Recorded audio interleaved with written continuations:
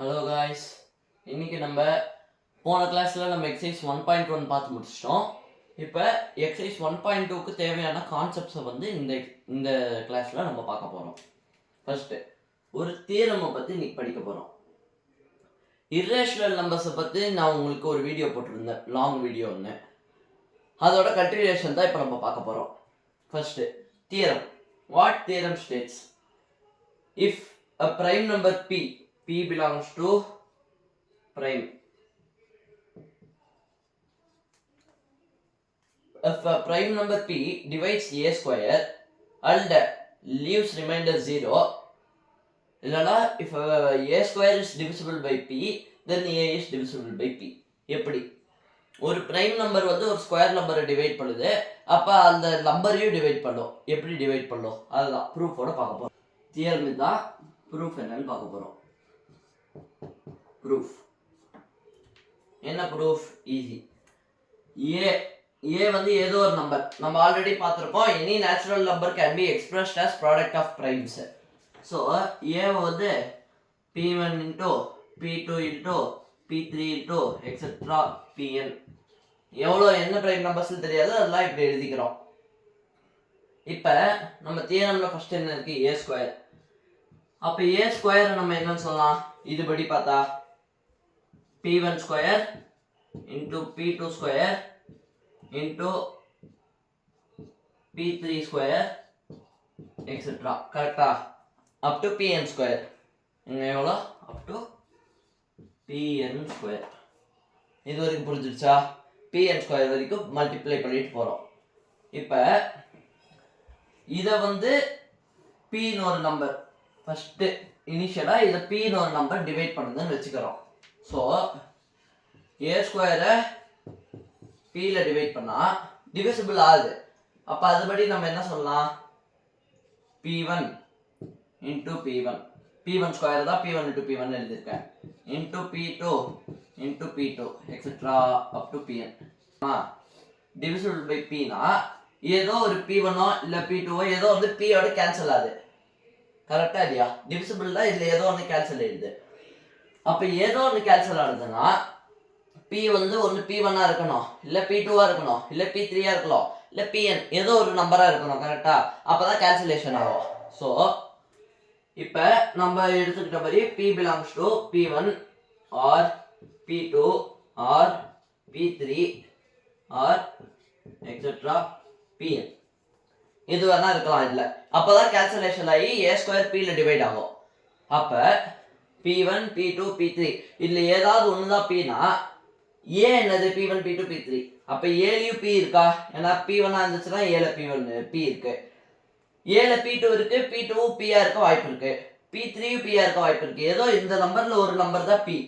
அப்ப இதை டிவைட் பண்ணுதுன்னா ஏலையும் அந்த நம்பர் p இருக்குதானே.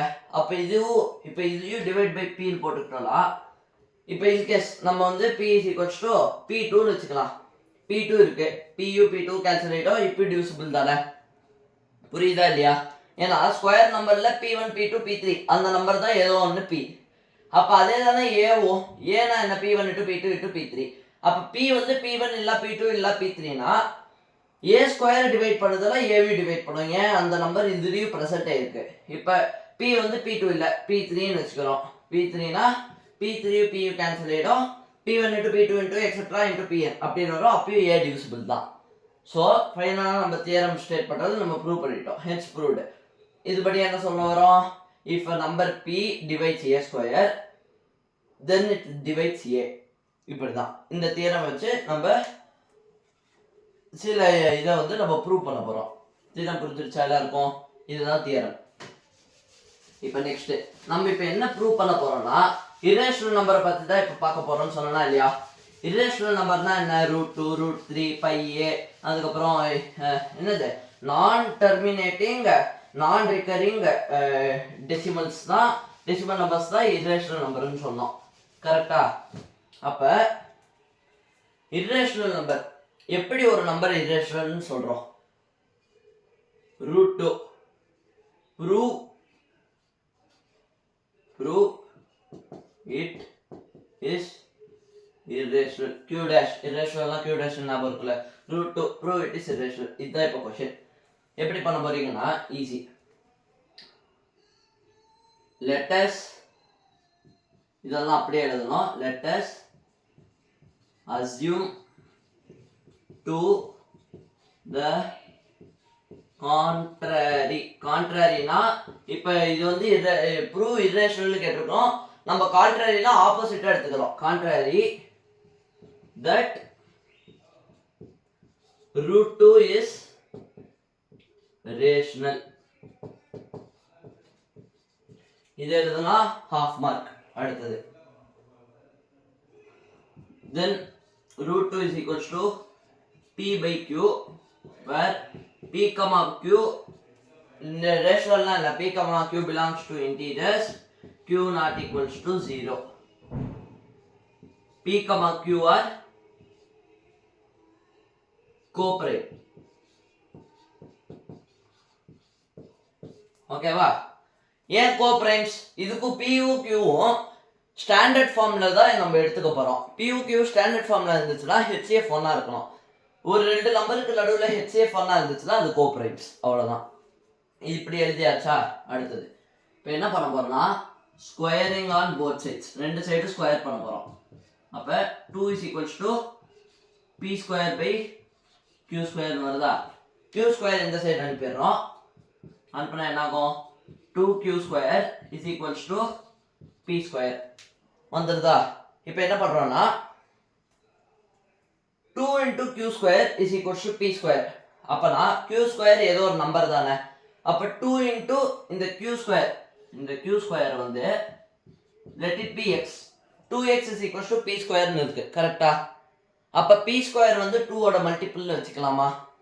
So from this p square is equals to multiple of 2.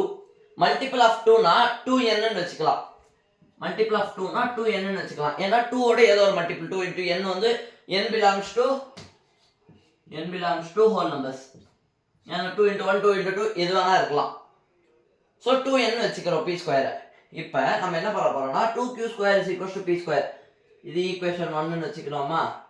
1 ல வந்து p square is equals to 2n ல சப்ஸ்டிட்யூட் பண்ணுங்க. 2q square is equals to p square பண்ணா 2n சப்ஸ்டிட்யூட் பண்றோமா? 2n. கரெக்ட்டா? இது வரைக்கும் எல்லாமே புரிஞ்சிருச்சா? p square is a multiple of 2 னா நம்ம இத வச்சு என்ன சொல்லலாம்? p is multiple of 2 னு சொல்லலாமா? ஏன் நம்ம என்ன சொன்னோம்? if p square 2 ஆல டிவைட் பண்ண முடியுது. ஏன்னா p square இப்போ இத வச்சு நம்ம ஒரு எக்ஸ்பிரஷன் எழுதுறோம். q square is equals to p square by 2. அப்ப p square 2 ஆல டிவைட் பண்ண முடியுது. அப்பதான் ஒரு நேச்சுரல் இது இன்டிஜர் தானே. p, q belongs to integer னு சொல்றோம். அப்ப இன்டிஜர் ஸ்கொயர் ஒரு இன்டிஜர் தானே. அப்ப ஒரு இன்டிஜர் வேல்யூ வருதுன்னா கரெக்ட்டா டிவைட் ஆகுதுன்னு அர்த்தம். அப்ப p square is divisible by 2 னா p square divisible by 2 னா p square is a multiple of 2 னு நம்ம எழுதலாம். இது இப்போ இங்க இருந்து ஒரு பாயிண்ட் எழுதுறோம். p square divisible by 2 then p is also divisible by 2. yeah, from theorem p square is divisible by 2 னா p divisible by 2. so இப்போ p square divisible by 2 வந்து p divisible by 2 னா p is a multiple of 2 ஆ? அப்ப p நம்ம வந்து 2n னு எழுதிக்கலாம். p square 2n வேணாம். ஏன் நம்ம வேணாம்னு சொல்றோம்னா 2 கேன்சல் ஆயிடுது. q square is equals to n னு கிடைக்குது. அதால நமக்கு எந்த யூஸும் இல்ல. சோ நம்ம என்ன பண்றோம்னா p divisible by 2 p square belongs to இல்ல sorry p square is equals to 2n இப்படின்னு வெச்சுக்கிறோம். p square multiple of 2 then it is 2n. if p square is multiple of 2 p is also multiple of 2 from theorem. ஓகேவா? இது வரைக்கும் எல்லாமே புரிஞ்சிடுச்சா? இப்போ p வந்து நம்ம 2n வெச்சுக்கிறோம். So இப்போ என்ன பண்றோம்னா p க்கு பதிலா 2n சப்ஸ்டிட்யூட் பண்ணுங்க. 2q square is equals to 2n the whole square which is equals to 4n square. n belongs to இங்க எழுதிக்கலாம். n belongs to whole numbers. 4n square 2q square is equals to 4n square. 2 cancel பண்ணிடலாம். 2n square. இப்போ n square வந்து அடுத்து இங்க continue பண்றேன். இல்ல இங்க எழுதலாம். q square is equals to 2n square. இதுதான் நமக்கு எக்ஸ்பிரஷனா கிடைக்குது. இது வரைக்கும் எல்லாமே புரிஞ்சிச்சுல. let us assume the contrary that root 2 is rational அப்படின்னு நம்ம கொஸ்டின்ல இருந்தாலே half mark போட்டுருவாங்க. இப்போ நெக்ஸ்ட் நம்ம என்ன சொல்றோம், q square is equals to 2n square. அப்ப q square by 2 is equals to n square. n square ஒரு ஹோல் நம்பர், n வந்து ஒரு ஹோல் நம்பர், அப்ப n square ஒரு ஹோல் நம்பர் தானே. ஏன்னா whole power whole into whole மல்டிப்ளிகேஷன்ல it is closure property காமிக்கும். அதனால n square ஒரு ஹோல் நம்பர் தான். ஹோல் நம்பர் தான் இது கரெக்டா டிவைட் ஆகுது. அப்ப நம்ம என்ன சொல்லலாம், q square divisible by 2, then q is also divisible by 2. கரெக்டா இல்லையா? ஏன்னா from theorem a square divisible by p, 2 ஒரு பிரைம் நம்பரா, then a is also divisible by p. கரெக்டா புரிஞ்சிருச்சா? இப்போ q divisible by p 2 already நமக்கு என்ன கிடைச்சது, p is multiple of 2 னா pu divisible by 2. கரெக்டா? ரெண்டுத்துமே 2 ல டிவைட் ஆகுது. அப்ப ரெண்டுத்துக்கும் 2 ஒரு காமன் ஃபேக்டரா? HCF னா காமன் ஃபேக்டர் கோப்ரைம்ஸ் நம்ம அஸ்யூம் பண்ணிருக்கோம். கோப்ரைம்ஸ்னா HCF 1. கரெக்டா? HCF வந்து 1. ஆனா இங்க HCF என்ன? HCF தான் இல்ல, காமன் ஃபேக்டர் 1 ஆ? இங்க இல்ல, காமன் ஃபேக்டர் 2 இருக்கு. ஏன்னா q is also having factor 2, p is also having factor 2. So HCF of p and q is 2, not 1. Therefore common factor of p, q 2 இருக்கு. இங்க வந்து இன்னொரு ஸ்டெப் இப்போ எழுத போறீங்க. இது வரைக்கும் எல்லாமே புரிஞ்சிச்சு தானே?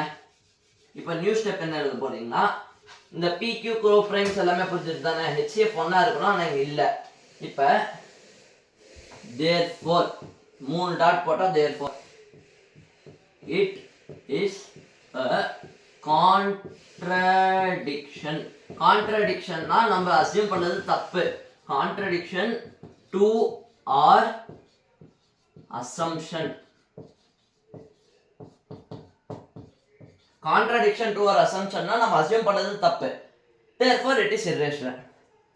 therefore root 2 is irrational. புரிஞ்சிச்சா? எப்படி நம்ம root 2 is irrational ப்ரூவ் பண்ணோம்? டக்குன்னு இப்ப ஜஸ்ட் மாதிரி ஸ்டெப்ஸ் சொல்றேன். First let us assume to the contrary that root 2 is rational அப்படினு நம்ம क्वेश्चனை ரிவர்ஸ் பண்றோம். irrational ரேஷனலா பண்றோம்.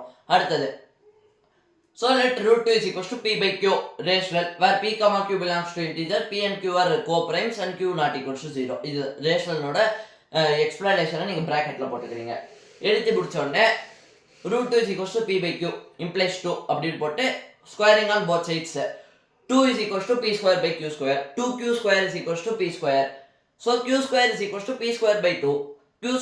q is an integer, so q square is also integer. From that which we can say p square is divisible by 2. If p square is divisible by 2, by theorem p is divisible by 2. Then if p is divisible by 2, we can write p as a multiple of 2. So p is equals to 2n, where n belongs to whole numbers. Next, what we are going to do? p வந்து 2n. அந்த 2n வந்து நம்ம 2q square is equals to p square அந்த ஈக்குவேஷன்ல substitute பண்றோம். So 2q square is equals to 2n the whole square. 2q square is equals to 4n square. 2 4 cancel பண்ணிடுறோம். q square is equals to 2n square. அப்ப நம்ம q square by 2 is equals to n square. n வந்து ஒரு whole number. So whole number square ஒரு whole number தான். So whole நம்பர்ல பர்ஃபெக்ட்டா divide ஆகுதுன்னு அர்த்தம். நம்ம இப்ப ஆக்சுவலி q ஒரு இன்டிஜர் தான. q ஸ்கொயர் எப்படி கரெக்ட்டா டிவிசிபிள் நெகட்டிவ் வேல்யூ வரலாம்? இல்ல, ஸ்கொயர் நம்பர்ஸ் எப்பவுமே பாசிட்டிவ் வேல்யூ தான். இல்ல நெகட்டிவ் வேல்யூ நீங்க ஸ்கொயர் பண்ணீங்கன்னா negative into negative positive value தான். சோ இப்போ நம்ம இங்க p square is equals to 2n square. q square is equals to 2n square. q square divided by 2 is equals to n square. அப்ப q square 2 divide பண்ணுது. Next, if 2 is dividing q square, then 2 divides q because from the theorem if p divides a square, then p divides a. So q square 2 ஆல divide ஆகுது. q அப்ப q 2 ஆல divide ஆகுது. q 2 ஆல divide ஆகுது, p 2 ஆல divide ஆகுதுனா ரெண்டுத்துக்கும் காமன் ஃபேக்டர் 2 தான். ஹையஸ்ட் காமன் ஃபேக்டர் தெரியல, அது ஏதோ ஒரு காமன் ஃபேக்டர் 2 ன்னு ஒன்னு இருக்கு. So which is a contradiction to our assumption that we have assumed that it is a co-prime. So HCF should be 1, but no. Here common factor is 2. So we cannot say HCF as 1. because even one common factor we got as 2, even more than that also can be, or 2 itself can be HCF but not 1. Hence it is a contradiction to our assumption. இது step எழுதிட்டு therefore root 2 is irrational. அவ்வளவுதான். இது எழுதிங்கன்னா இதுக்கு 3 to 4 5 mark क्वेश्चनல கேட்டாங்கனாலும் okay, 3 mark क्वेश्चनல கேட்டாலும் okay, mark ஃபுல்லா வந்துரும். புரிஞ்சிடுச்சா?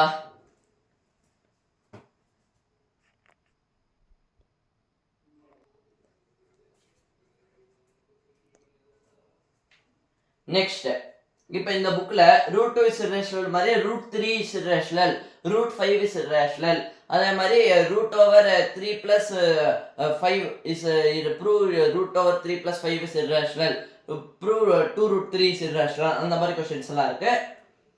இப்போ இது எல்லாமே புரிஞ்சிடுச்சுன்னா உங்களுக்கு எக்ஸசைஸ்ல இருக்கிற क्वेश्चंस தான் எக்ஸாம்பிள்ஸ்ல கொடுத்துருக்காங்க. ஸோ இவ்வளோதான் கான்செப்ட். இப்போ 3 plus root 5 prove it is irrationalனா root 5 prove it is irrational பண்ணிடுங்க. 3 rational, root 5 irrational, irrational plus rational always irrational, இதுதான் நம்மளுக்கு வரும். இது இந்த தியரம் தான் வரும். அது என்னன்னு இன்னொரு கிளாஸ்ல நம்ம நெக்ஸ்ட் கிளாஸ்ல உங்களுக்கு எக்ஸ்பிளைன் பண்றேன். இப்போ இந்த கிளாஸ்ல நம்ம என்ன கவர் பண்ணியிருக்கோம்னா theorem plus how prove root 2 is irrational. இப்போ ரூட் 3 இதே இடத்துல கேட்டாலும் உங்களால இதே ஸ்டெப்பை ஃபாலோ பண்ண முடியும். ட்ரை பண்ணி பாருங்க ஹோம்ஒர்க்கா. கண்டிப்பா நெக்ஸ்ட் கிளாஸ்ல வந்து ரூட் 3 ரூட் 5 இன்னும் ஒரு 3-4 எக்ஸாம்பிள்ஸ் இருக்கு. அந்த எக்ஸாம்பிள்ஸ் எல்லாம் கம்ப்ளீட் பண்ணிட்டு நம்ம அடுத்த கிளாஸ் எக்ஸசைஸ் போயிடலாம். இப்போ இந்த கிளாஸ்ல கான்செப்ட் புரிஞ்சிடுச்சா? தியரம் சொல்லி கொடுத்தேன், how root 2 is irrational prove பண்ணிட்டேன். இவ்வளவுதான் இந்த கான்செப்ட். தேங்க்யூ. நெக்ஸ்ட் எந்த டவுட்ஸா இருந்தாலும் நீங்க தாராளமா கமெண்ட்ல கேட்கலாம். நெக்ஸ்ட் கிளாஸ்ல நம்ம இதை கண்டினியூ பண்ணலாம். தேங்க்யூ.